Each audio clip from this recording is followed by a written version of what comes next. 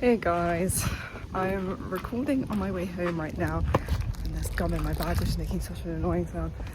But I just have ideas pop into my head when I'm walking and I thought, why wait until I go home and then I'll never record it? So I thought I should just do little snippets walking. But today I wanted to speak about this thing that I just thought of how to develop strength and the different ways strength, like the different areas strength can come from. And so I divided it in my mind into mind, body and soul, and that you can strengthen your mind, for example, by being resilient to certain thoughts coming up in your head. You can strengthen your body physically, obviously, and you can strengthen your soul by being authentic.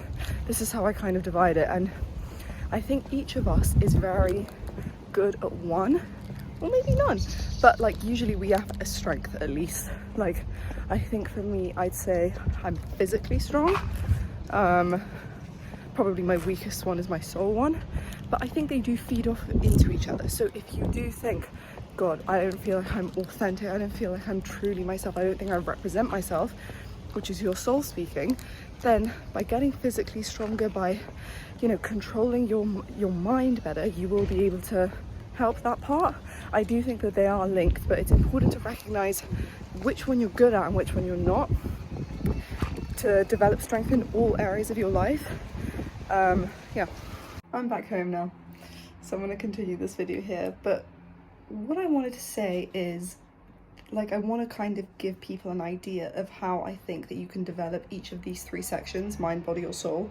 So let's say that you feel like your mind is your weakest aspect, so that you're not resilient to your thoughts, and the kind of symptoms that you'd see of this is that you getting into a bad mood just ruins your whole day, and sometimes that bad mood is not justified, that kind of thing.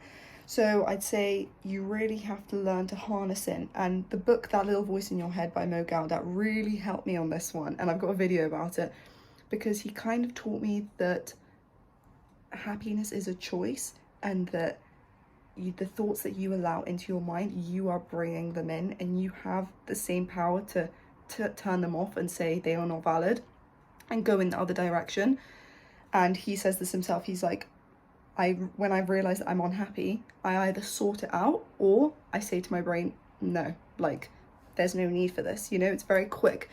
And this is something that you have to practice. This is, the skill of being able to be strong in your mind.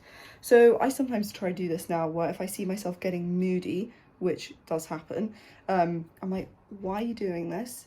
If there's a problem, I try to fix it as soon as I see it, not to let the whole day go off, or just say, you're just being moody because you like to be moody. Don't do that.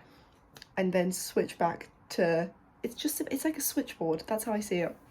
So yeah, that's what I think about mind. It's try to force yourself, try to train yourself to just be a bit tougher with yourself. Don't just let your thoughts control you. These are two different things. And then for the body part, so for the physicality, it's difficult because sport's always been a big part of my life, so I find it easy to push myself physically. I'm used to it. But for someone who hates sport, again, as with anything, I think it's just like a gradual process. I think you just got to put yourself in somewhere and just take it slowly. But don't put yourself into some hard fitness class and then, you're going to feel sick after, you're not going to be able to do it. No. Start off slow and build up, and do it in a team. I think team physicality is how humans are supposed to work, because ultimately, our physicality back in the caveman days was, going out as a tribe and trying to get food. So, or battling or whatever between each other. So I think trying to replicate that is the way that the body reacts best, if that makes sense. And then for the soul, well, do I have much advice on this? Because I'm very bad at this. But I think it's about knowing yourself more. So that could be through certain activities, such as spending more time with yourself, writing about things, reflecting, blah, blah, blah.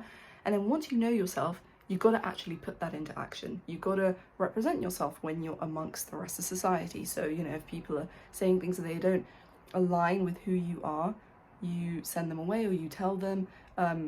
You form your relationships based on these soul connections and stuff. So that's what I would say. I hope that something was helpful. That's my little rant, just so that I can, post something, because otherwise I'll never do it. So yeah. Thank you guys. Subscribe if you enjoy. Bye.